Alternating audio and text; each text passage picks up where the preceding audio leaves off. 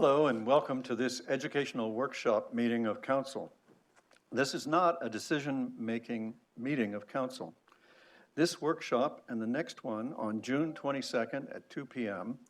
are educational sessions by staff about the future of Midtown. Our focus now is how Midtown will achieve the vision we created for it in our Livable Oakville plan. Midtown will provide mobility and connectivity for our new and existing residents. This session will show how. Next, on June 22nd at 2 p.m., we will have an educational workshop on the urban design for Midtown. Midtown is going to be a vibrant, highly urbanized community that will be a destination for urban activities. Achieving success in Midtown is essential to achieve the Livable Oakville objectives. It will allow us to continue to create complete communities. It will allow us to continue to protect our natural areas. It will allow us to continue to preserve agricultural lands. It will allow us to continue to conserve our built and cultural heritage. And it will allow us to continue to respect our stable, established neighborhoods. Midtown is large. Midtown is complicated. Midtown will take time. How long will it take? We can look at the story of Uptown. Uptown was not built in a day. Heinz Hecht started with Oakville on Uptown. He's retiring this year with 32 years of service. Uptown is still being created in accordance with its plan. Midtown began in the 90s, somewhat after the Uptown work began on a planning basis. The old Oakville official plan incorporated a growth area around the Oakville GO station. And that work is how Oakville got the province to change its Oakville Urban Growth Center from our historic downtown, down by the harbor, to the area around the GO station. Never let it be said that it isn't a good idea to plan ahead. In this particular case, having done that work enabled the town to persuade the province that it was making a mistake when it thought that it would add 20,000 people to our historic and now heritage designated downtown. So, the Midtown in our future generations will enjoy all the benefits of an urban sector within the reach of our natural heritage system, within the reach of agricultural lands preserved, within the reach of our historical built and cultural landscapes, and our stable, established neighborhoods. Harry Barrett said that Oakville is a city that calls itself a town and acts like a village. He said that in '77. Over the next 30 years, we will have a miniature city in our town. Now, in this workshop, our Commissioner Neil Garvey will kick things off. Our Senior Planner Jeff Abmo will set the planning context. Commissioner Phoebe Fu and our Transportation Manager Martin Mcguire will walk us through transportation and mobility. And then Commissioner Garvey will sum up for staff. Commissioner Garvey, you have the Zoom. Thank you, Mayor Burton and members of council. And first and foremost, I want to just say go Leafs go, because that's of tremendous importance to all citizens of Oakville. We are, maybe we can start the presentation.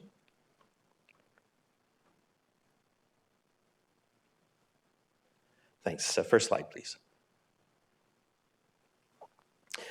We are hosting 2 workshops with council on Midtown. At the March 22nd Special Planning and Development Council, there were many questions related to transportation network and urban forum.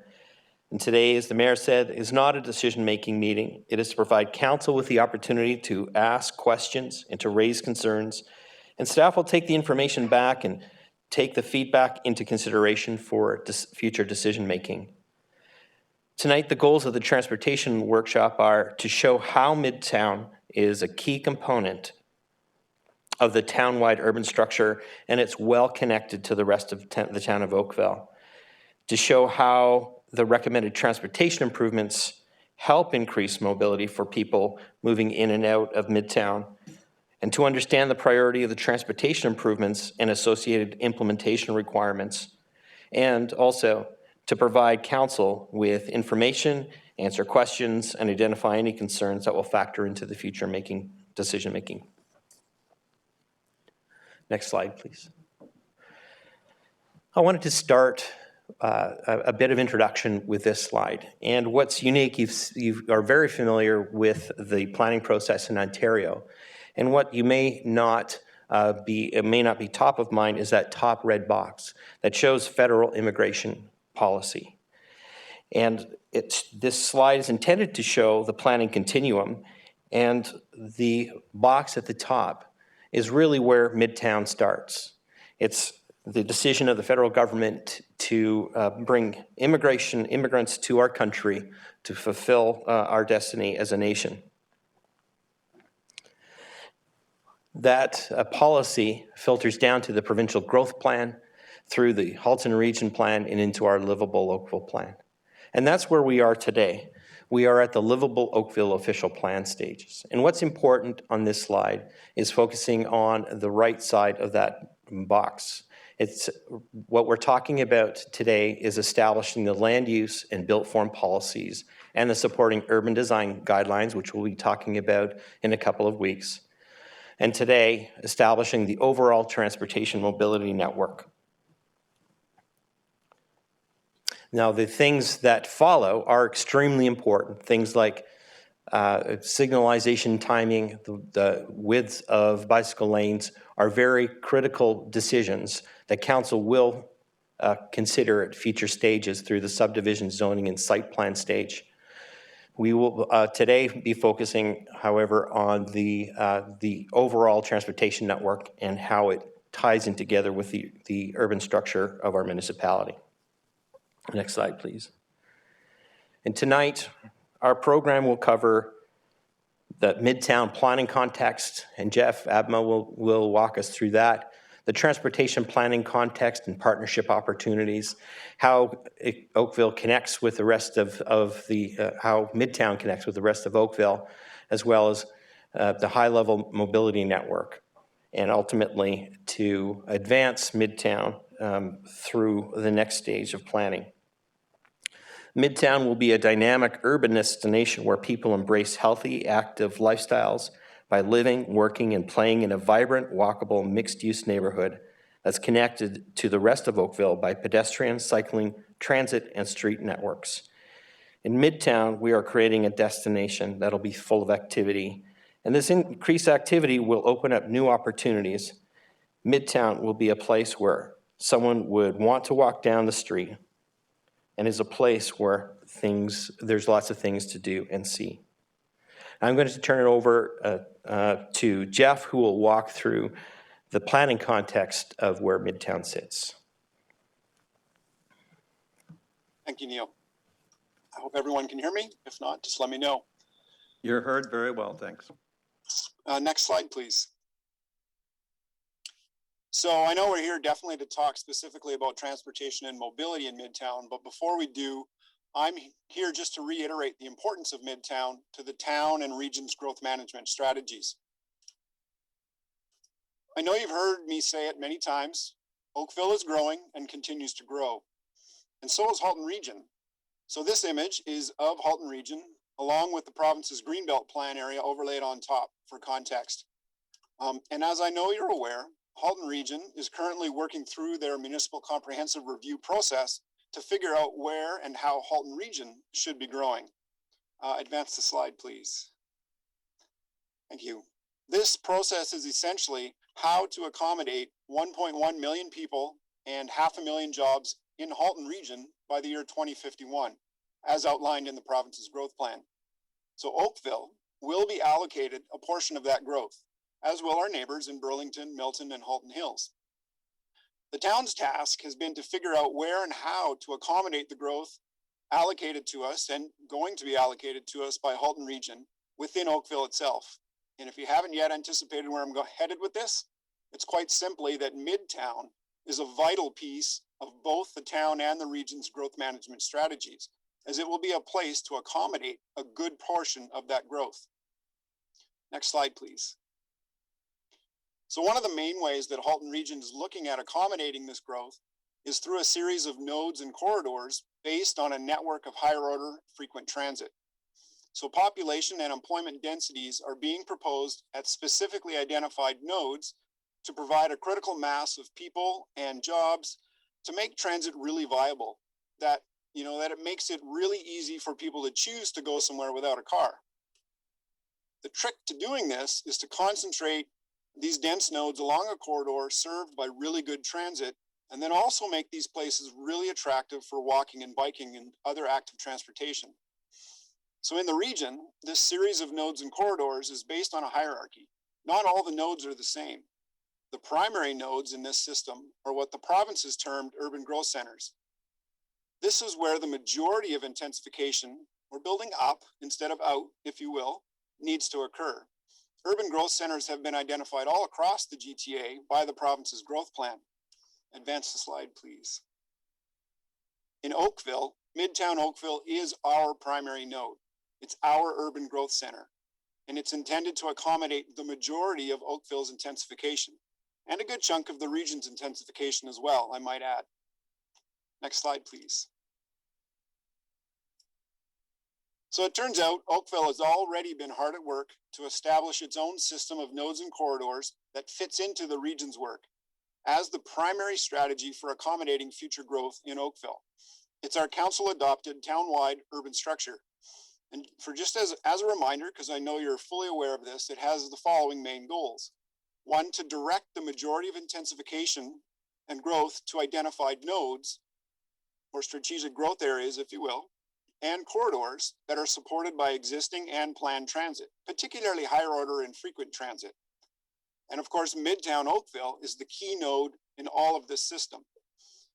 So by directing future growth in this fashion, the urban structure is also able to provide for the long-term protection of natural heritage, public open space, and our cultural heritage resources, as well as to work to maintain the character of our already established residential areas. And transportation is a huge part of this, which is why we're here tonight. The success of this urban structure depends on how well we integrate many different ways of moving people and goods around. We can't just rely on cars and trucks to do this, especially in our growth nodes. Next slide, please. So now I'm just going to start off with some preliminary numbers for Midtown. So currently Midtown is home to about 900 residents and 3,000 jobs. So this is based on the 2016 census and the 2019 Halton Region Employment Survey. So it's probably gone up a little bit by that amount, but it's a pretty good estimate as to what's there now. So the province's growth plan requires that urban growth centers like Midtown be planned for a minimum 200 people and jobs per hectare. So to do the quick math, Midtown is 103 hectares. So that means that we need to plan to achieve 20,600 people and jobs minimum in Midtown. So the target proportions for Midtown, according to Halton Region's proposed Regional Official Plan Amendment 48, is 65% residents and 35% jobs. So that's roughly 14,000 residents and just over 7,200 jobs minimum. I would say that full build out, whenever that may happen, will certainly be higher than these minimums, I suspect. All right, I've said my piece, so now I'm going to pass things along to my transportation colleagues who will continue with the main event for tonight. Thank you very much. Next slide, please. Today, I'm in front of you to talk to you about the transportation planning context and the partnership opportunities. Next slide. In the previous slides, we have demonstrated how Midtown is integral to the town's urban structure and supports our growth management strategy. From the transportation planning context, the 2041 Regional Transportation Plan builds on the success of the Big Move, which was a 2008 study, the first regional transportation plan for the GTHA. In the Regional Transportation Plan, Midtown is identified as an anchor hub, which is a mobility hub with strategic importance due to its potential to transform the regional urban structure and anchor the regional transportation system. This includes the Oakville GO station on Lakeshore West Line and a station terminal for the Oakville Transit. Midtown Oakville is planned to integrate express rail, regional rail, rapid transit, and local bus services. The development of Midtown as a multimodal GTA West hub is required to support the regional transportation system across the Greater Golden Horseshoe. Next slide, please. From a region connectivity perspective, Midtown is home to the Oakville GO station, which is the busiest GO station outside of Union Station. About 4,600 people access Oakville GO by automobile on a daily basis. Even looking forward into 2031, this number will be maintained even with a change in modal split, increased transit use due to the increased ridership. Within the regional system, Midtown is a GTA West hub with multimodal access to major transportation and transit connections, such as Lakeshore West Rail Line and the future Regional Express Rail, QEW and the Movement for the People Goods, Dundas Street Rapid Transit Connection to Kipling Subway, Highway 407 and the Transitway Connection, Milton GO Train Line, CP Rail Line for freight and goods movement, Highway 401, Kitchener and the Kitchener GO Line. Midtown and the connecting Trafalgar Road corridor has many parallels with the adjacent Ontario Street corridor with respect to connection points and the potential to move people through the Greater Golden Horseshoe. This further reinforces that the Midtown's transit-supportive urban structure is most important in terms of development and how we proceed. Next slide. In 2017, the region completed the mobility management strategy for Halton region. This guides the evolution of a region-wide inter- and intra-transportation network up to 2041. Aligns with local initiatives such as the Local Transit Service Review, active transportation studies, infrastructure assessment, land ownership, and building parcel evaluation are all the pieces and components of this strategy.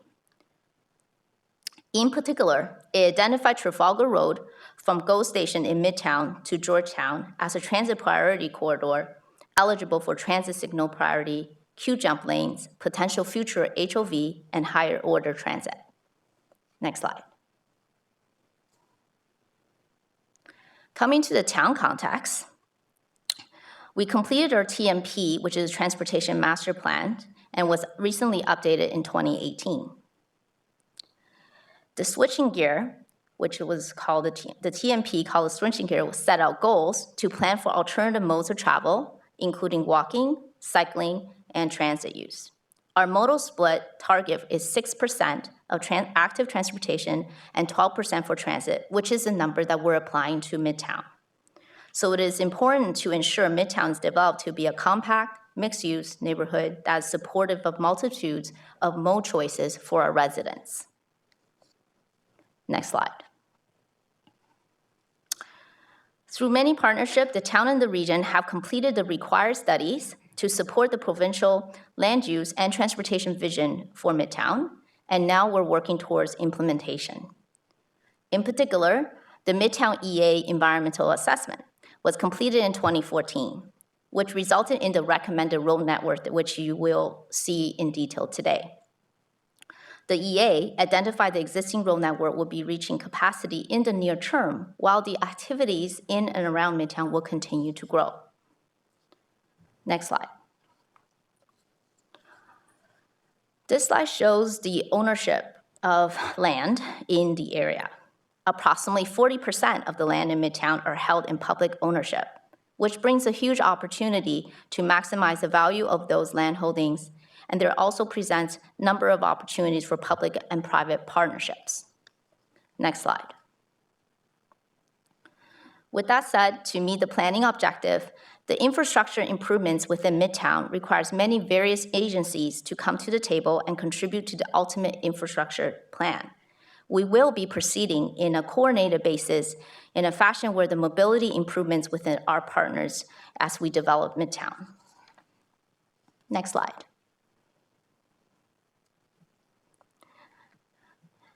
Given the impact that Midtown development may have on facilities such as QEW and Highway 403, we have worked closely with MTO in the past few years with some detailed modeling work. And recently, we have agreement from MTO on required infrastructure to be included. We have agreement with MTO on the required infrastructure, including key improvements, such as the Royal Windsor Drive interchange. We are also moving in the coordinated fashion with MTO on these improvements. Next slide. Through the EA and the modeling work, the existing road network has some reserve capacity. However, over time, even without the development in Midtown, the activity surrounding and within Midtown will increase. Minor infrastructure improvement will move forward. However, there are some key infrastructure improvement that will not be completed necessarily at the same pace as the development.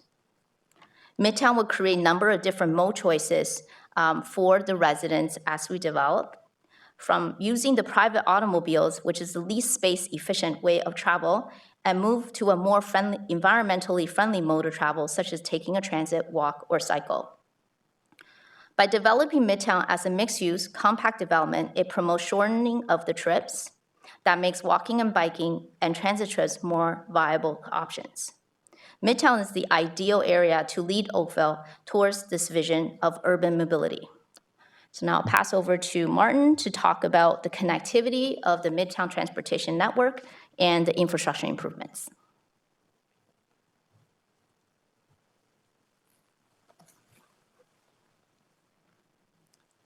Thank you, Phoebe. Good evening, Mayor Burton, members of council. These next few slides demonstrate how Midtown is connected to the rest of Oakville. Next slide, please. In 2019, town staff engaged Steer Group consultants to prepare a strategy for urban mobility and transportation planning in Oakville. The urban mobility strategy is intended to look at ways to integrate a variety of transportation choices within the functionality of the town-wide urban structure to make sure that they integrate properly. The other part of this is to look at ways to shorten our trips, and that's where the principle of mixed-use compact development is important. This will provide residents with as many choices as possible between driving a car, walking, biking, or taking transit in order to reach their destination. Oakville can be the leader in creating this compact, mixed-use neighborhood here in Midtown, and Midtown can serve as the key location for Oakville's growth. Next slide, please. While recognizing that the car will still be a primary mode of travel, it's important to provide ways for residents to choose alternative modes and connect Midtown to the rest of the town. Next, please. It's important to note that all new roads in Midtown will have sidewalks as well as a mix of on-road bike lanes, signed bike routes, and multi-use trails. The town's ATMP has plans to ensure that there is AT infrastructure and appropriate connections between Midtown and the rest of the town. Next, please. One more, please. With this in mind, staff examined key destinations and travel times using walking and cycling as alternative modes. Next, please. Within 1 kilometer of Midtown, there are numerous destinations accessible by a 5-minute bike ride or a 14-minute walk. Next, please. Examples include the Oakville Place Mall, Cornwall Road Park, and our new community center in South Oakville. Next, please. One more, please. One more. Thank you. Within 2 kilometers, it's an 8-minute bike ride or a 26-minute walk. Next, please. Popular destinations include downtown Oakville and the Lake, Kerr Village, and Sheridan College. Next, please. One more. One more. Thank you. As we go a little further within town, at 5 kilometers, the bike ride increases to 26 minutes and just over an hour for a walking trip. Next, please. Further community centers, the Crosstown Trail, and the Uptown Core become available as popular AT destinations and links. Next, please. Excuse me, AT is active transportation. One more, please. Beyond 5 kilometers, times increase to over half an hour for a bike ride and well over an hour for a walk. Next, please. This includes access to Lions Valley Park to the north and Bronte Beach to the west. Next slide, please. Outside of Midtown, both the town and region have many mobility improvements that have either been recently completed, are currently under construction, or where design studies are underway, and we've listed many of them here. All of these road-based projects include improvements for pedestrians and cyclists, as well as cars. To support the increase in the number of trips as Oakville grows, and to support our mode split targets, we need to provide the opportunities and infrastructure to support choices in how people move around. We also have 2 feasibility studies ongoing related to active transportation, specifically the Lakeshore East Bike Lane Feasibility Study from Allen to Winston Churchill, as well as the 16-Mile Creek Active Transportation Crossing Feasibility Study. Next slide, please. The next few slides will demonstrate the road, active transportation, and transit networks serving Midtown. Next slide, thank you. The infrastructure improvements proposed for Midtown involve the MTO, the region, Metrolinx, and the town. Next, please. The blue lines highlight projects where the MTO is a major stakeholder. The Royal Windsor interchange improvements include the addition of an eastbound on-ramp, a westbound off-ramp, and the Royal Windsor improvements will also include a cycle track on the south side of the Royal Windsor Bridge, serving as a physically separated AT crossing opportunity of the QEW on the far east side of Midtown. At the Trafalgar interchange, the improvements include the extension of the existing eastbound off-ramp to go under Trafalgar and connect with a realigned Cross Avenue. A 4-meter wide multi-use trail is envisioned to cross under Trafalgar as well. Next, please. The pink line highlights projects which impact the regional road in the area, namely Trafalgar Road. The most significant of these impacts is the realignment of the Trafalgar Cross intersection. Trafalgar is a 6-lane road in this area with sidewalks and a multi-use trail on the west side north of the QEW.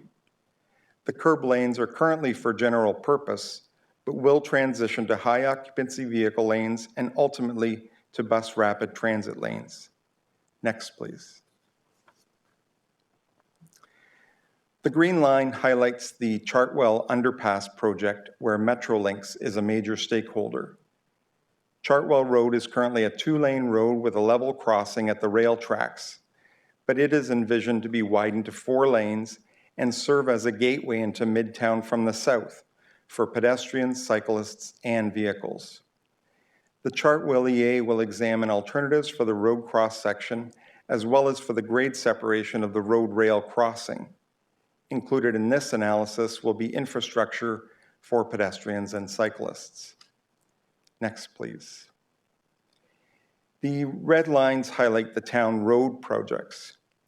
Cross Avenue will be realigned and extended and is proposed to be the main street of Midtown. It will be a multimodal corridor with bike lanes, on-street parking, and sidewalks. The Iroquois Shore cross-section will include a sidewalk on one side, a multi-use trail on the other, on-street bike lanes, and 4 lanes of traffic. The ultimate road network for Midtown includes a north-south vehicle crossing of the QEW. The planned cross-section includes a sidewalk on one side, a multi-use trail on the other, on-street bike lanes, and 4 vehicle lanes. Next, please. Finally, the orange lines highlight the town's dedicated active transportation facilities. These are crossings of the QEW to serve pedestrians and cyclists, one on either side of Trafalgar Road. Funding of this package of improvements, estimated to cost in the range of $150 to $180 million, are largely growth-driven and will rely heavily on development charges. We also expect contributions from other levels of government as the improvements to Midtown tie into regional and provincial facilities, and provide benefits to many parties, including Metrolinx, GO Transit, the Ministry of Transportation, Halton Region, and area developers. Next slide, please. As mentioned earlier, all road improvements will also include improvements for pedestrians and cyclists. Some sample road cross-sections from Midtown demonstrate the proposed multimodal approach. For example, on-road bike lanes on Cross Avenue and designated transit lanes on the future north-south crossing. Next slide, please. Within Midtown, concerns were raised regarding active transportation connections between the various districts. You can see from the yellow arrows, between the Lyons and Trafalgar district, there are 2 east-west connections. Next, please. Between the Trafalgar district and the Chartwell district, there are 2 east-west connections as well. Next, please. We have received feedback that the Trafalgar-Cornwall intersection can feel unsafe for some pedestrians and cyclists. We're committed to working with the region on improvements to the intersection to increase the level of pedestrian and cyclist safety. Next, please. As identified in the ATMP, the Active Transportation Master Plan, as well as by area residents, the QEW and railway can present barriers to accessing Midtown, and the yellow circles show the proposed north-south connections across the QEW. North of the QEW, a new multi-use trail is currently being constructed on the west side of Trafalgar, which will provide active transportation connections beyond Midtown. Once built, the multi-use trail will stop at Leyland, and the future intent is to direct users to the 2 dedicated active transportation crossings that are proposed within the Midtown EA, one on either side of Trafalgar. Further east, there will be a physically separated cycle track on the Royal Windsor Bridge crossing. Next, please. For the rail crossings, 3 separate opportunities to cross the railway are proposed, which will involve review with our partners at Metrolinx. Next, please. There are also many connections from Midtown to the rest of the town's network, which includes that mix of sidewalks, on-road bike lanes, signed bike routes, and multi-use trails. Next slide, please. Midtown is currently well served by Oakville Transit.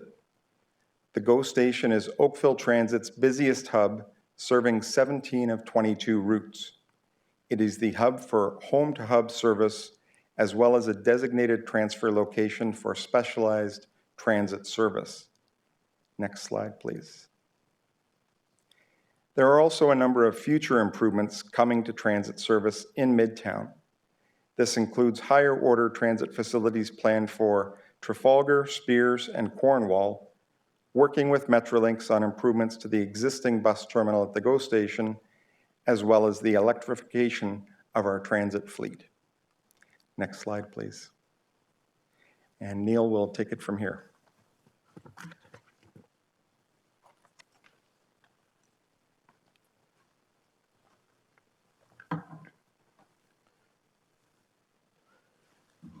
Next slide, please.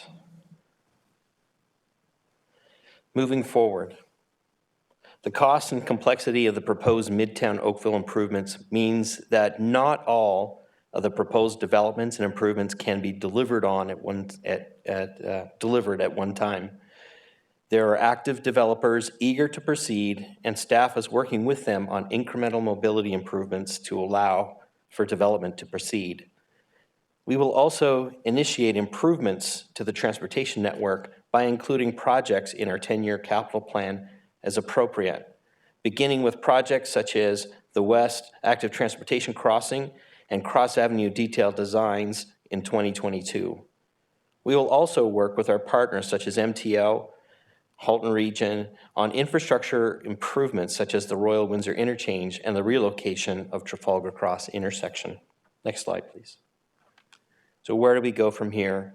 We have reached a pivotal point in the planning of Midtown, It is now time for us to implement.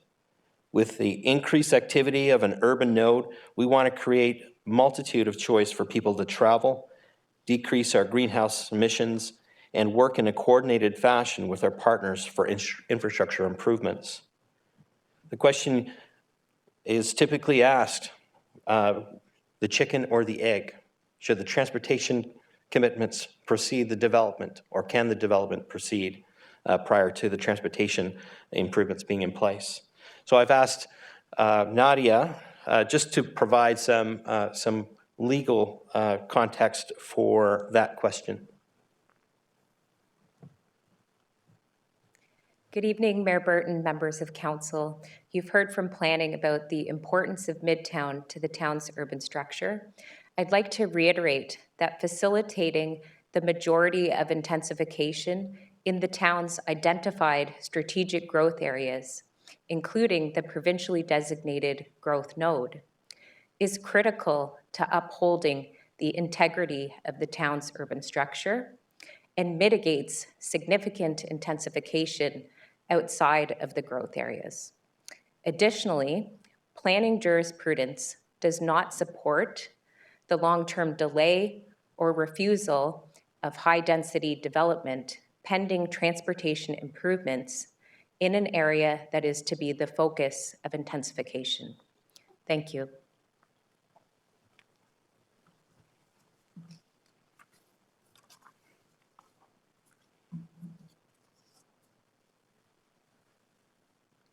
Next slide, please. Midtown Oakville will be a dynamic urban destination where people embrace healthy, active lifestyles by living, working, and playing in a vibrant, walkable, mixed-use neighborhood connected to the rest of Oakville by pedestrian, cycling, transit, and street networks. We are making this a great place to live, work, visit. This is about how we get it done, how we get it going. So our livable Oakville plan can provide for the long-term protection of agricultural land, natural heritage, public open space, and cultural heritage resources, maintain the character of residential areas, and direct the majority of intensification growth to identified nodes and growth areas and corridors supported by existing and planned transportation. Next slide, please. Now, Mr. Mayor, we'll turn it back to council, and you can. We look forward to answering your questions and hearing your comments. Thank you very much. I'll start a list. Actually, because you're using your little electronic hands, maybe I don't need to even do that, as long as the order doesn't shift on me. I'm gonna hope it doesn't, but I just saw it do it, so maybe I will start a list.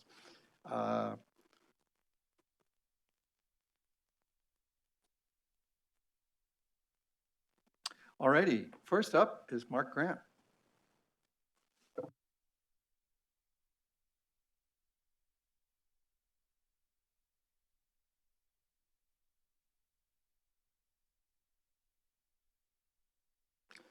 Oh, Councilor Grant, we don't hear you, and so we're wondering about... I've got it here. Here we go. Sorry. Oh, there you go. All right. It was a small switch to stop my cat from meowing too loud on the Well, technology is a wonder, isn't it?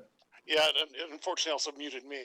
I was just saying that back in the day when the QEW was being expanded, a number of councillors, including myself and Councillor Jeff Knoll, had worked with the Metrolinx to build a pillar to help people cross the QEW overhead, not underhead, because it was a safer way of dealing with that.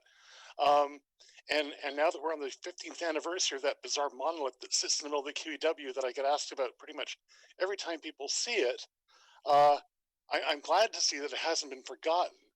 I'm just finding myself concerned that it looked like the last thing that we're thinking about in our planning as we're looking at having that crossing over the QEW, as well as listed as pedestrian when it was supposed to be for cyclists and for pedestrians. Now, I'm all for planting seeds for trees under which I will never sit, but again, 15 years have gone by, and I'm just wondering, is development charges the best way that we can think of to fund this?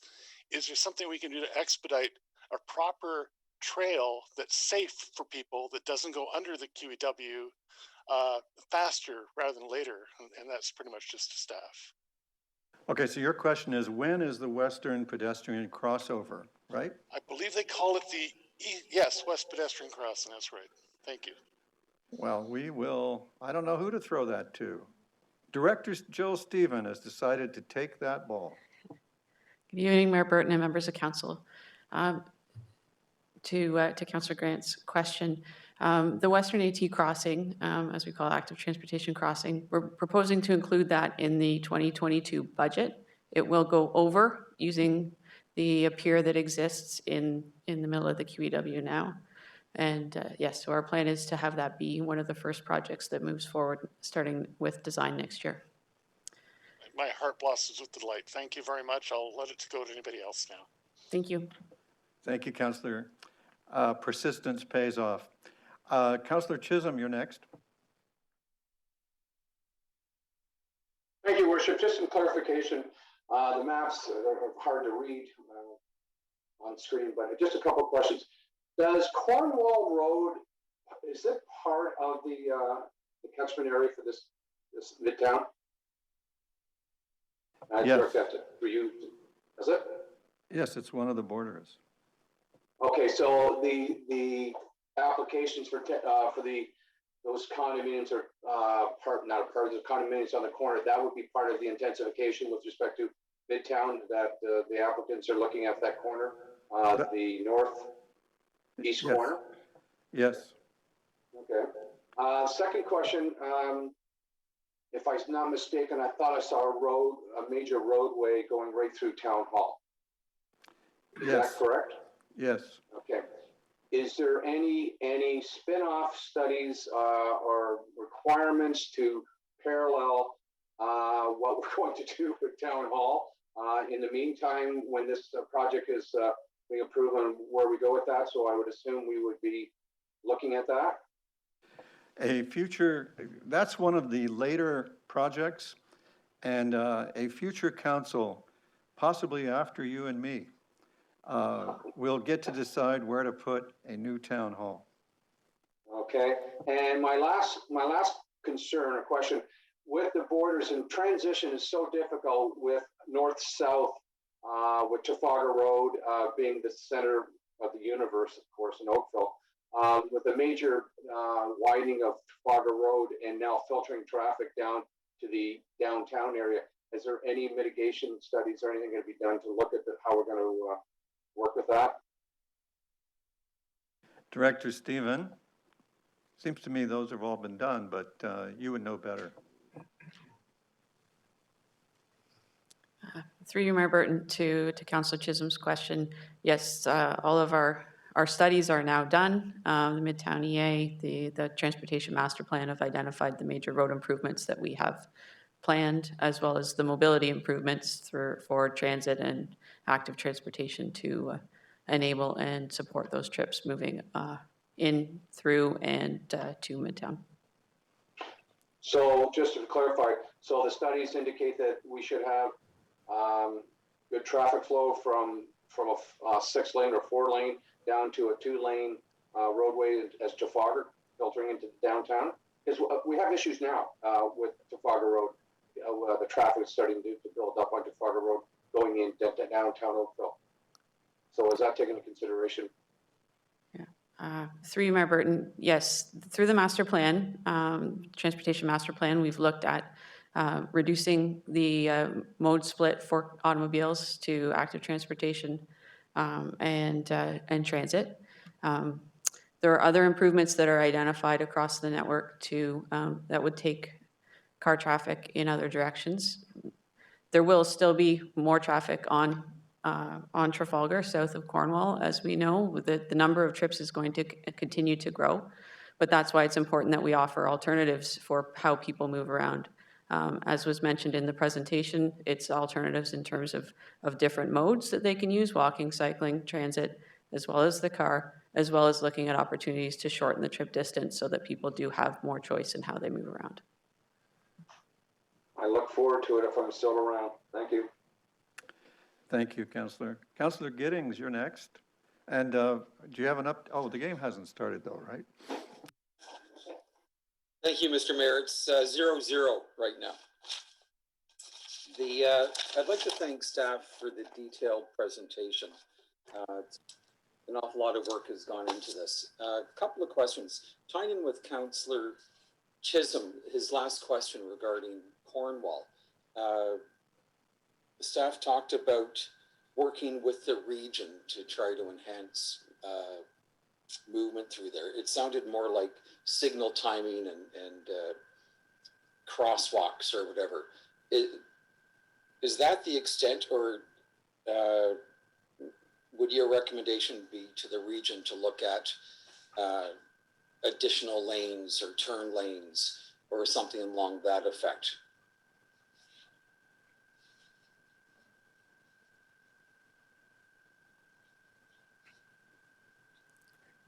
Through you, Mayor Burton. Yes, you touched on it that, I mean, signal timing is one of the short-term actions. For example, something like what we call a leading pedestrian interval where pedestrians are given priority at a signalized intersection.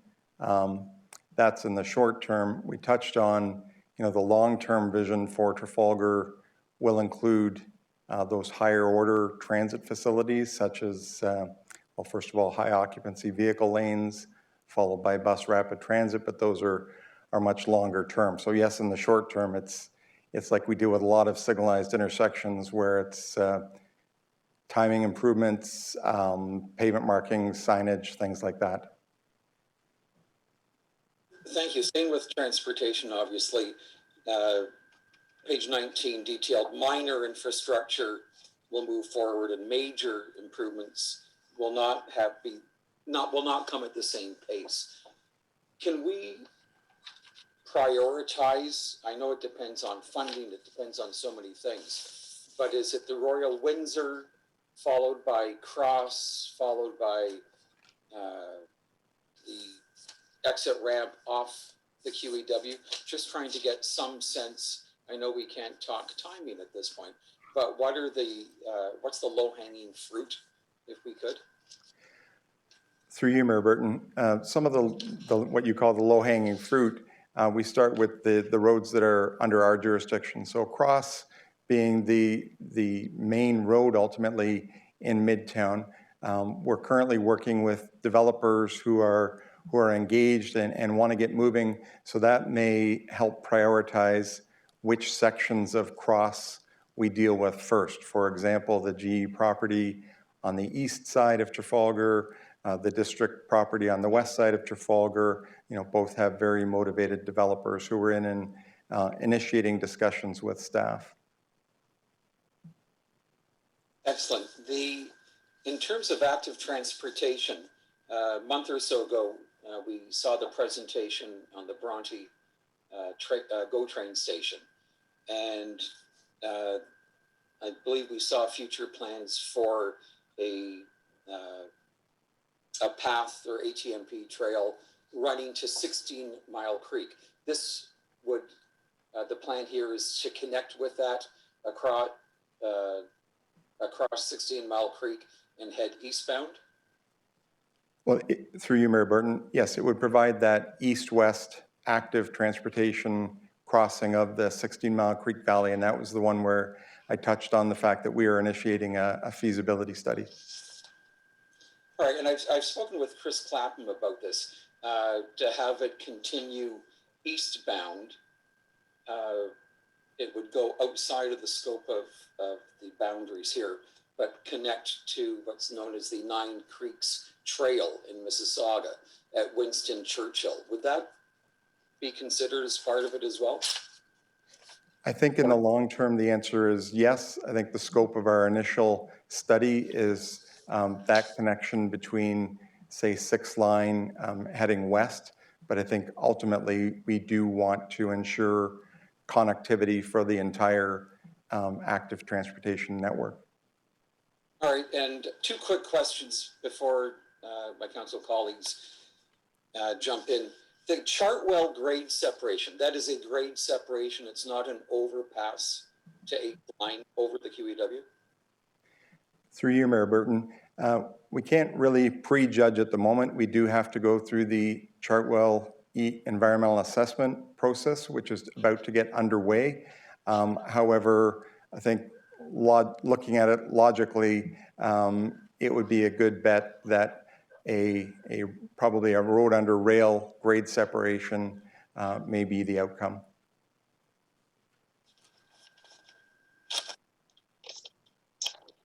All right, thank you, Mr. Mayor. I'll pass it over. Thank you, Councillor Giddings.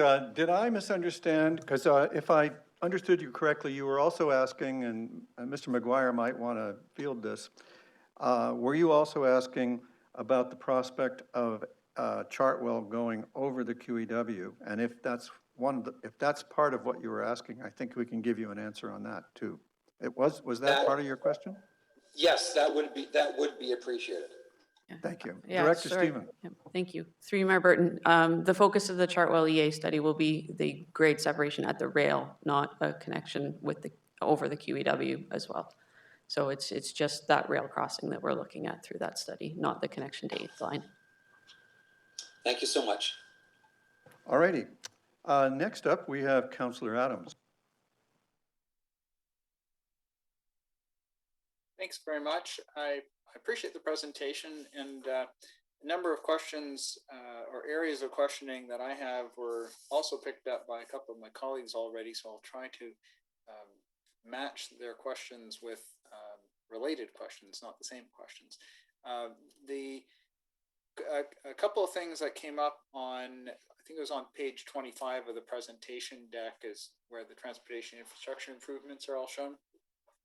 Can you tell me what or how we're going to order the various capital projects? So we've got very significant projects, all of which are $10 million or more kind of capital projects.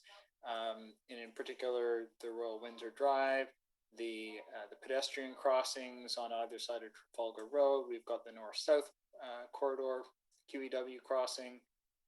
And then we've got the Iroquois Shore work as well. How are we choosing which ones go first? And how can we spur on some of those projects? That's certainly something that we hear about, is the desire to have better crossing points. If Trafalgar Road is closed down for some reason, there's no other way of getting across in this area. You have to go all the way across town to try and go north-south. What can we do there, and how do we order those projects? Through you, Mayor Burton. There are a number of considerations that we're looking at in terms of how do we order the projects. One is capacity, and which projects will help address capacity to the greatest extent. Another component is providing the active transportation access in. A third is partnerships. So we have done the Aimson modeling, which was mentioned earlier in the presentation, and that is a mesoscopic, or sort of a mid-level modeling, not as detailed as looking at individual intersections, not as broad as what we did for the master plan, to look at what infrastructure improvement scenarios will help us add the most capacity to the network, and also help address the flow of traffic on the QEW. So that's the study that Commissioner Fu mentioned that we have completed with the MTO and have their buy-in on now. Providing the active transportation access into and from Midtown has also been a priority for us. And so, and then, as Mr. Mcguire mentioned, we have some motivated developers that we're working with. So based on all of that, what we're proposing is that we get 3 projects initiated through next year's budget that will address those 3 areas. So the Western active transportation crossing, which we already have a preliminary design work completed for. We have the pier, as Councilor Grant mentioned, so we're in a good spot to get that moving. Working with the Ministry of Transportation on the Royal Windsor Drive interchange helps spread the pressure for access into and out of Midtown. Right now, really, the main way in is via Trafalgar, and so that puts a lot of pressure on that road. It puts a lot of pressure on the intersections north and south of there. If we can have full moves access into and out of Midtown from the highway east of Trafalgar at Royal Windsor, that will help spread things out and provide and free up some capacity on Trafalgar as well. And then the third component is working with those motivated developers and getting started, as Mr. Mcguire mentioned, with roads that are under our jurisdiction. So starting with work on Cross Avenue. So those would be the first three projects that we're proposing that we get started with through next year's capital budget. Okay, so when you say starting, so the last time we went through our 10-year capital planning process, I think we had the Royal Windsor Crossing in 2025, and we had the Iroquois Shore road work in 23. Are those dates being pushed back? Are they being pulled forward in the case of the Royal Windsor Crossing? Where do you think those things are going to land? Through you, Mayor Burton. So with respect to Iroquois Shore, it is, as you mentioned, within our 10-year capital forecast. And while it is outside the boundaries of Midtown, is very much a part of the Midtown Transportation Network. We're working on finalizing the design right now for the North Service Road. Once that moves into construction next year, we'll be starting the design for Iroquois Shore. The Cross Avenue, sorry? Sorry, before you go on, so you're saying the North Service Road you think will be in construction next year? Yes, that's correct, through you, Mayor Burton. Thank you. And then you're going to say that connects into the Iroquois Shore project? Yes, so through you, Mayor Burton. So next year we'll be working to start the construction on North Service Road. We have utility relocation that we need to do. Actual road construction will probably be 2023, but once we've completed the design elements of the design exercise for North Service Road, our design team will be able to move on to the Iroquois Shore work and start on that project. And each of our projects is really on about a 4-year cycle for design, property, utilities, and then construction. So, so North Service Road's underway. Iroquois Shore follows. The Royal Windsor Drive interchange, yes, we're proposing to move that up in the capital forecast so that we can begin the design work with our colleagues at the Ministry of Transportation and get that accelerated. It will take a number of years to get through the design and be ready to implement, so we want to get started now. So when you say, so Iroquois Shore means that we would be doing design work in 2022 for Iroquois Shore, and we might be doing design work for the Royal Windsor in 23 or 24? Is that kind of the time frame we're talking about doing the detailed design? Through you, Mayor Burton, we're proposing that we would put both into the capital budget mix, as we still have some work to do to finalize that budget proposal, but right now that's would be our plan is to put those projects all into the mix for next year and see where they fall out. So these are things that are not in the short term in the next year or two, but they're certainly in the mid term in terms of projects coming up within the next, say, 5 years. Through your Burton, yes, that's correct. They will be complicated design work projects. So that was the other reason we're proposing things like the Western AT crossing and starting with the incremental improvements on Cross so that we have some work that is under construction in the shorter term while we work on these more complicated design projects. Okay, thank you very much. That's great. And I presume a similar kind of thing will happen in terms of the active transportation order of crossings. And I appreciate your comments about the Western crossing. We've already spent some money on that. We already have some design work on that, and hence it's moving forward first. In terms of the other ones, I guess the Royal Windsor will include a crossing point, and the North-South corridor will include a crossing point. Where does the east-west crossing point for the pedestrian crossing fall in? Does it come before or after, likely in terms of the north-south corridor? Through you, Mayor Burton, there are two primary east-west crossings. One will be the inclusion of bike lanes on Cross Avenue. So when we do that intersection realignment, that will include bike lanes to allow for the east-west crossing there. The I'm second, sorry, oh, sorry, I was talking about the north-south crossing points of the QEW. oh, I'm sorry. We've got the, back on page 25, you've got the map that shows the north-south corridor. And then beside it, between it and Trafalgar Road is another active transportation crossing point. Yeah, okay. Where does that one fall in terms of the timing? Would it be built likely before the north-south QEW crossing, or would it likely be built after? Okay, sorry, my apologies, Councillor Adams. Okay. The eastern active transportation crossing would likely be built prior to the north-south road crossing. We currently have the eastern active transportation crossing in about 2028, I believe, in the development charges study. Okay, that's really, that's very helpful. And then the last question I had for you, actually I've got two, sorry.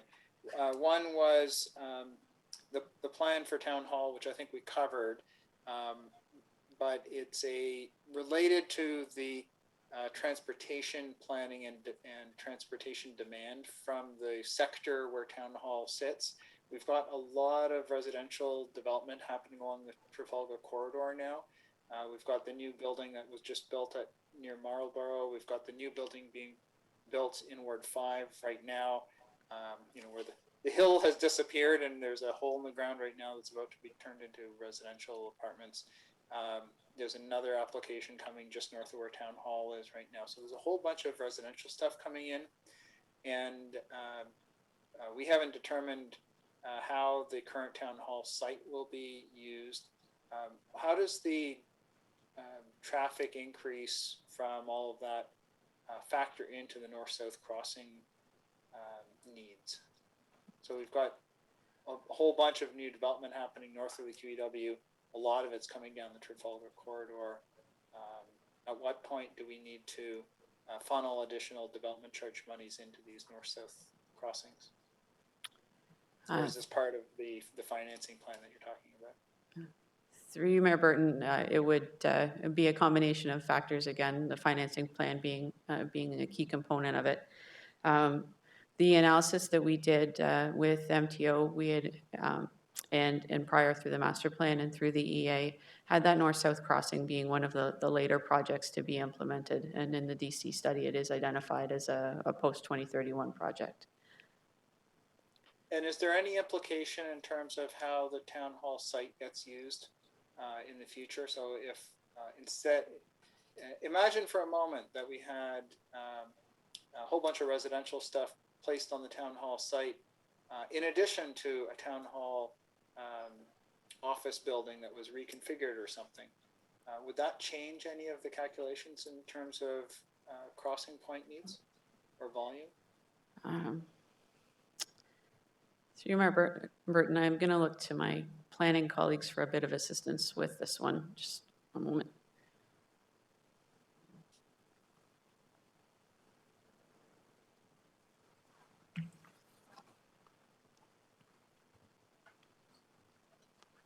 Through you, Mr. Mayor, and I think if I heard the question correctly, what would the land uses be that we'd be looking at the town hall site?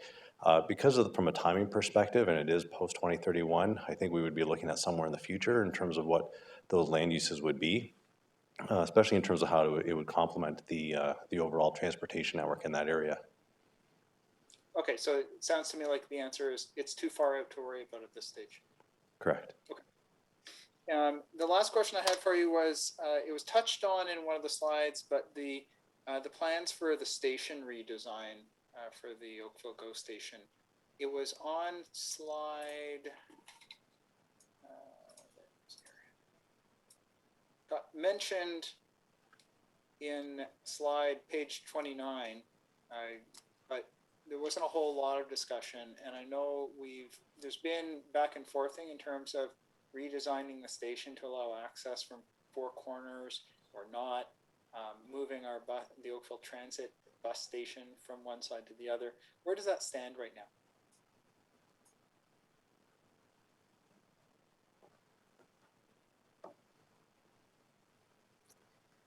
Through you, Mayor Burton, Metrolinx is currently working on station redesign plans for the station itself at where it is now. They are smaller scale changes focused on accessibility, also looking at the bus loop on that west side of Trafalgar.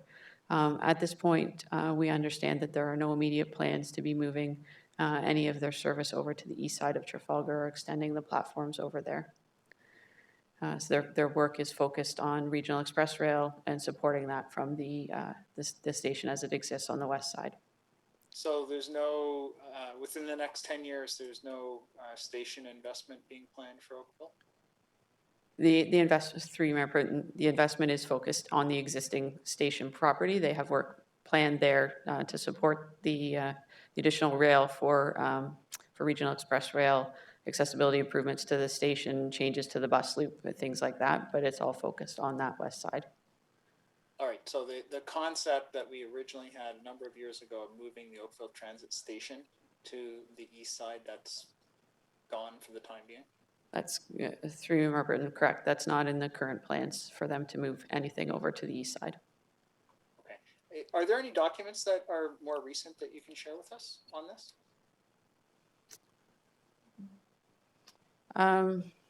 Through you, Burton, that we did have some discussions with Metrolinx, but I'll have to look to see if we have a drawing of the station plan that could be shared. That would be great. Thank you very much. I appreciate that. Thank you. Thanks, Your Worship. Thank you, Councillor Adams. Janet Haslett-Deal. Councillor Haslett-Deal is next. Thank you, Mayor Burton, and thank you to all my colleagues for their great questions. I will try not to duplicate too much. So one of my simple questions is the radius that was showing the walking and biking distance, and it talked about sort of, I just wanted to understand, is that reflective of our future road network in the radius calculation or the current road network? How did you calculate that timing?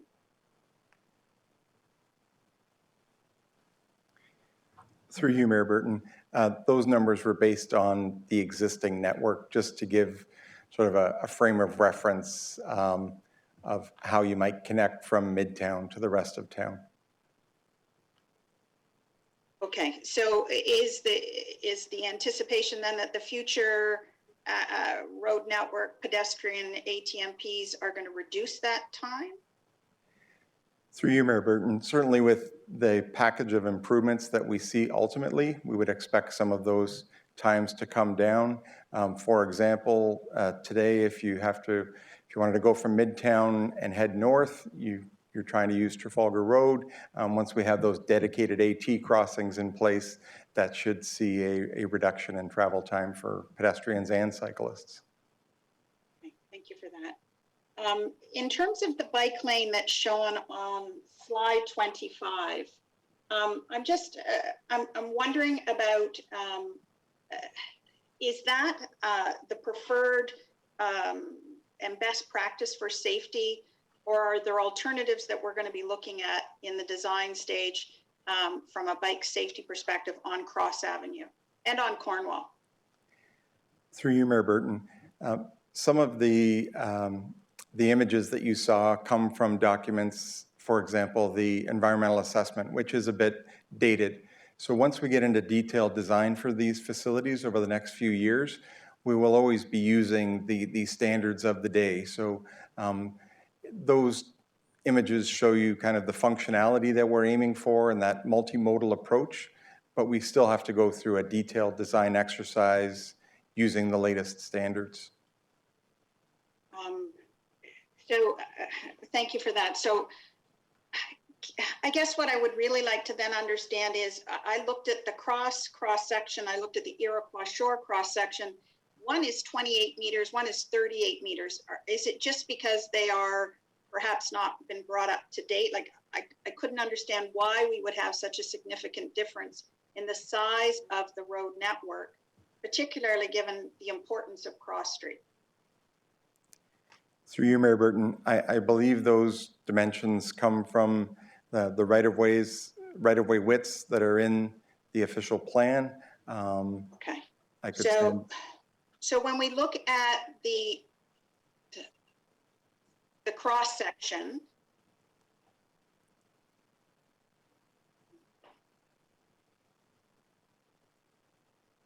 Mayor Burton, can you hear me? Yes, we can hear you. Okay, something went out. I missed that, Martin. My internet went off for a second.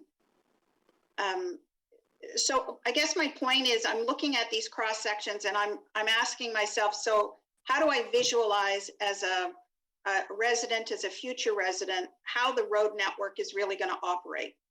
When I get on my bicycle, when I go to cross a road, when I take a bus down Trafalgar and I turn onto Cross, how is that road network lining up? Even though that they might be older cross sections, is the layout that's being shared consistent with what you intend to do? Through you, Mayor Burton, I think some of those images and what you're speaking about, the experience of traveling some of these roads, I think that kind of detail will be included in the June 22nd Urban Design Workshop. There will be a little bit more detail other than an engineering cross-section.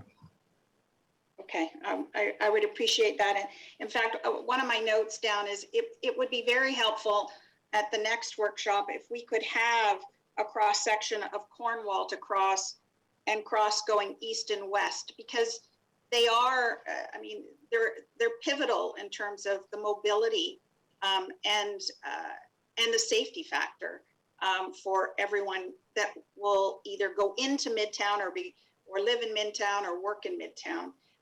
And I didn't find, I thought we should have a bit more detail to understand it better. We can make but sure I that's understand included. that that's not an engineer. Well, my other question is, I was just going to say, Councillor, at this stage, staff are giving you possibilities, not final designs. The detailed design work gives an opportunity to get down to, you know, what colors and what textures and things like that. This is a little premature. well, Councillor Mayor Burton, where I would beg to differ is I think the devil is in the detail here. We have a great intent. I mean, this is a fabulous intent, a vibrant, walkable, creating a destination where people want to walk. And so what I'm asking is if we could have at the next session, those cross sections, because that's how we bring it to life. And while I do totally appreciate the level of detail that's already gone into it, it will help the public have a better appreciation of what is to come in the next 5, 10, 15, and 20 years. Which draws me to a question around the March Midtown presentation. There is a slide showing a linear park, and Jeff may be able to pull it up. But I just wanted to confirm, when I look at that slide in comparison to what we have in slide 26 of this presentation, they do look very different.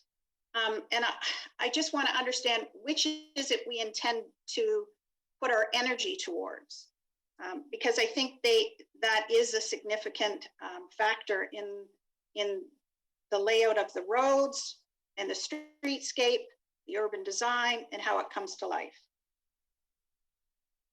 So your question is, where's the linear park? Yeah, my question is, if someone can show us the linear park slide, I think Jeff has it available, which is slide 15. How does that compare to what we're being shown tonight on the transportation side? Well, our acting director of planning, Mr. Gabe Charles, will take a professional stab at the answer, and I would just tell you, wait for June 22nd at 2 p.m. But Thank you, Mr. Charles, Mayor. you have the Zoom.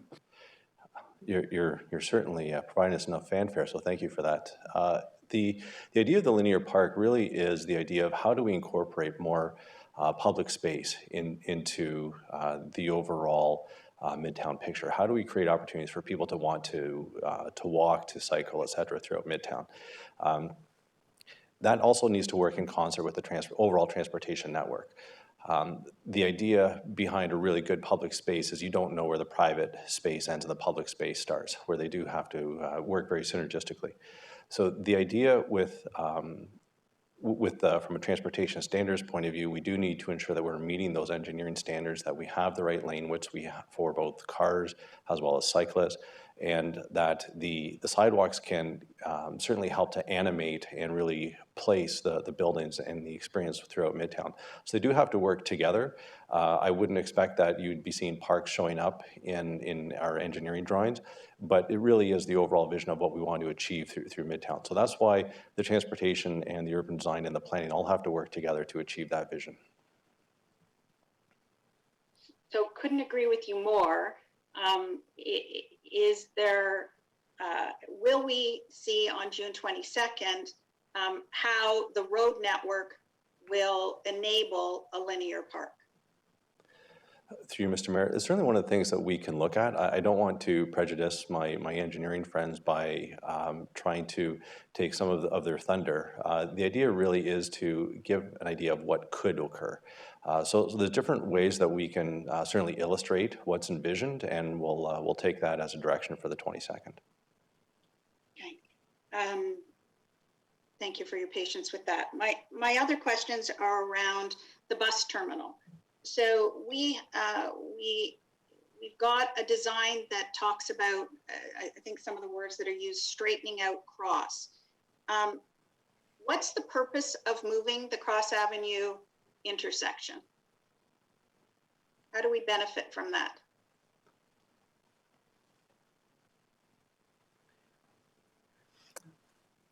Through you, Mayor Burton, the Cross Avenue intersection realignment serves a number of purposes. One is geometrics and adjusting that both at Trafalgar, but also the geometrics of allowing that Cross Avenue realignment to sort of flow from the west side through to the east side as that one primary main street through Midtown. Another is to allow for that connection of the ramp from the QEW under Trafalgar and connecting in to bring that traffic off the highway directly into Midtown rather than having to stop on Trafalgar and then access Midtown via that way. So it's related to the geometrics and the engineering design of it, as well as that connectivity of a free flowing, a connected continuous cross avenue across both sides of Trafalgar. So maybe you can help me a little bit more then with, so is there any thought that the buses will would move to that side of the east side of Trafalgar, even if Metrolinx is not prepared to extend the platform? Through you, Mayor Burton. Moving the Cross Avenue intersection northerly also did provide for that connection of what we referred to at the EA stage as Station Road, which would have provided the access into the Midtown station, or would provide into the extended GO station on the east side, or would provide access into a bus loop or whatever on the east side if Metrolinx doesn't move over. The issue or a matter that we would have to determine before we could decide whether or not that Oakville Transit provided a bus loop on that side would be that connectivity between the station itself. We know that a lot of people are taking Oakville Transit to the GO station to connect with those services. We would have to understand whether their destination or their origin was the GO station itself and the GO services, or whether it was residential or employment that's offered in Midtown when the Midtown development is going forward, to know whether it made sense to have the buses there, and what the connectivity between the interregional transit and the local transit would need to be to make sure that our residents and those who come to Oakville to work would have that good connectivity between transit and their ultimate destination. So if the earlier questions asked about the north-south corridor, and many of us have looked forward to some way in which people could get from the north quicker to the GO station on Trafalgar. But that sounds like a long way away. But we may still have flexibility if Metrolinx realizes the beauty of their 2012 proposal, because it really is quite thoughtful. If they realized it, we could still potentially move the bus terminal over. Through you, Mayor Burton, the idea of moving the bus loop over was very much tied to that 2012 plan where Metrolinx had the extension of their platforms over to the east side. So it did make a lot of sense because you were having the local transit, the interregional transit connected to the growth that was going to happen in Midtown and being able to get everybody to the destination that they were headed to. So really that was a key principle in locating the station on that side. Okay. There was a chart that Martin put up that showed, I think there were yellow crossings on Cross Avenue over Trafalgar. Is that a special crossing that's going to be there? Is it just line markings and a signal change? It wasn't clear how that was going to flow. Through you, Mayor Burton. So there are really two main crossings, active transportation crossings of Trafalgar. So at the realigned cross Trafalgar intersection will include on-road bike lanes. The second one is part of the extension of the existing eastbound QEW off-ramp. So the off-ramp will come under Trafalgar, but in conjunction with that, we will have a multi-use trail that follows the same route under Trafalgar. It will, however, be at a different height, will be sort of grade separated from a safety point of view. It's not like the pedestrians and cyclists are going to be mixing with vehicles coming off the highway, but those are the two main east-west crossings. And to Mayor Burton's earlier point, that level of detail will come out when in this process, in terms of how it will feel and operate for a cyclist, a pedestrian, and a car. Through you, Mayor Burton, the first of those two is likely to be the cross Trafalgar realignment, because as we mentioned earlier, we're going to be going into detailed design of certain sections of cross. And whether it's west of Trafalgar or east of Trafalgar, it's going to include the Trafalgar intersection. The interchange improvements at Trafalgar, obviously we're working with the Ministry of Transportation, and although they've indicated that they want to come to the table and discuss timing and funding, it's likely that that one is going to take a little longer because we have to work with the MTO.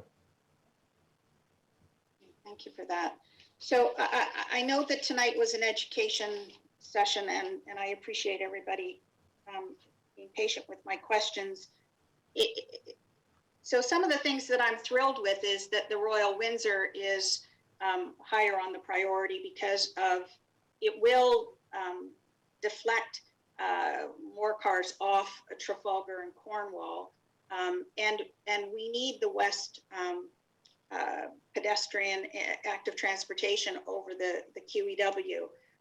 I am wondering about some of the.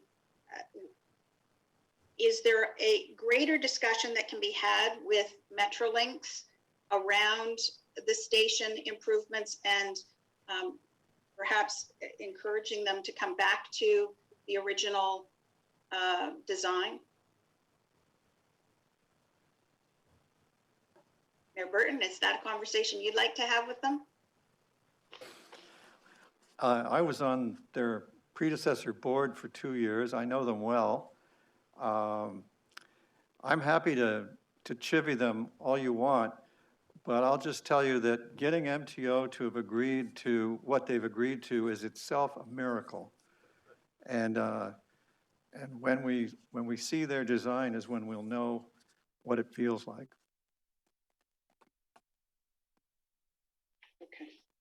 Great. Thanks very much. Thank you, Councillor. The next up is Councillor Longo. Thank you, Your Worship. My questions were answered. Well, thank you very much. That's very efficient of you. The next up is Councillor Palmer, Councillor Pavan Palmer. You have the Zoom. Thank you, Your Worship. My questions have also been answered. Thank you. It's a movement. Next up is Councillor Lischina. Councillor Lischina, was everyone clairvoyant about you, or do you have remaining questions? I only tease. I know you do. Well, we're scoreless after the first, so I have a very quick question. I think it's a clarification. So Cross Avenue is the first one because it's under town purview that we're going to be working with. So the width of the lanes or the road, does that give enough ability to have physically separated bike lanes? I wasn't sure about that. So if someone can clarify, that'd be great. Through you, Mayor Burton, the cross section as it stands at the EA level had I'll call them regular bike lanes in there, but as we go into the design, as Mr. Mcguire mentioned, the bike lane standards have changed, and so we will be looking at how we can make those buffered bike lanes and options for that as well. The boulevards are very generous that have been identified in the cross section for Cross Avenue in the EA, and so we're confident that we can be looking at alternatives to provide a buffer or other mechanisms for those bike lanes going forward. I would highly encourage staff to look at that. Thank you. All right. Thank you very much, Councillor Lischina. Madam CAO, you have probably not a question, but at least some kind of news. Mayor Burton. I can tell those members who are anxious about the game that the first period is over and the score is 0-0. So nobody's down yet. Mayor Burton, I just wanted to clarify about the GO station itself, given the questions that Councillor Haslett-Thiel had asked. The plan for Metrolinx at this point in time is that they're going to be making improvements to the GO station where it exists today. And so they're planning those improvements in the next while. I think Councillor Adams had asked the question about the next 10 years. We don't know the time period at this point in time on whether they'd make further improvements. But what I do understand is whatever improvements that they're making at the current time to that station does not preclude moving to that longer term plan of the station on the east side of Trafalgar. The east side location for the bus station in the very long term, when the north-south road is the best way to bring the buses in and out. And we had that commitment from Metrolinx when they were doing the current work that they're doing, that they will not preclude that opportunity for us to achieve that longer term vision at some point in the future. So we'll be holding them to that as they move forward with all of their future plans. To the extent of our ability as the mightiest town in Canada. All right. Councillor Giddings, I think I have a second timer here, or first timer. Councillor Giddings, in any case, you're welcome, if your hand is up. Mr. Mayor, further to CAO Closey's comments there, just curious if she is aware of whether Metrolinx discussions or considerations of adding an additional parking structure, if that was in their plans as well.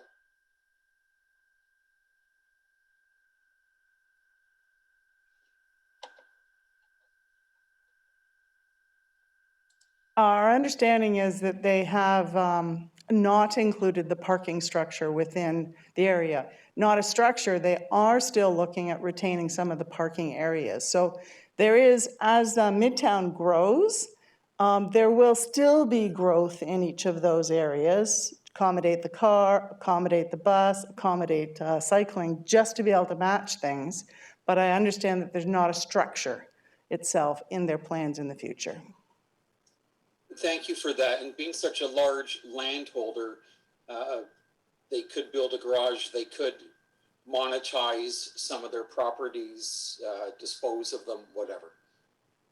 There's lots of opportunities for Metrolinx to take advantage of the infrastructure they're building and the electrification on the lands they have around them. So I think as time proceeds along and they see the opportunities and the attractiveness of Midtown, I think we'll see many of those opportunities open up on the provincial lands as well. Much appreciated. Thank you. Councillor Haslett-Thiel. Thank you, Mayor Burton. Thank you, CAO Closey, for clarifying all that. So one of the things that struck me on Cross Street was that there's on-street parking now proposed on it. And I wasn't part of the 2014 discussion, but is there an opportunity to not do that and instead do something with Metrolinx around parking on what is a very large surface parking lot? Is that discussion ever occurred?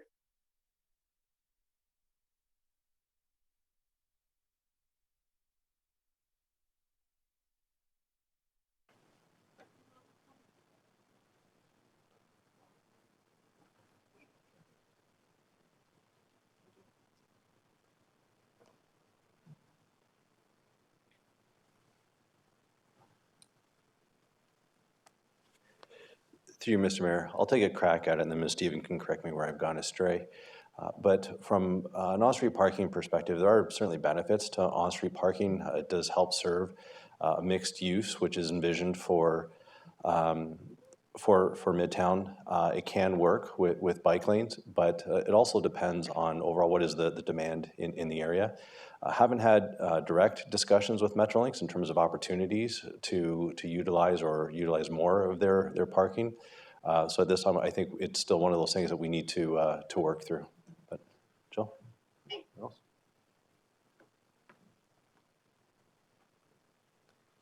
Thank you. Okay. All righty, thank you, everybody. If there are no other questions, and I'm not seeing any, there is a motion in your agenda to receive the presentation and the report. And a mover and seconder would be in order. Councillor Giddings and Councillor Lischina, thank you. Any objection? There being no objection, that motion carries. There is a need for a mover and seconder of the confirmatory bylaw. Councillor Dudek and Councillor Palmer. Any objection? There being none, the confirmatory bylaw is carried. And that completes this educational session. I hope everybody will join us again on the 22nd of June at 2 p.m. for the Urban Design Workshop, where we will get more information about the look and feel of things. And until then, hope to see you next time. Good night.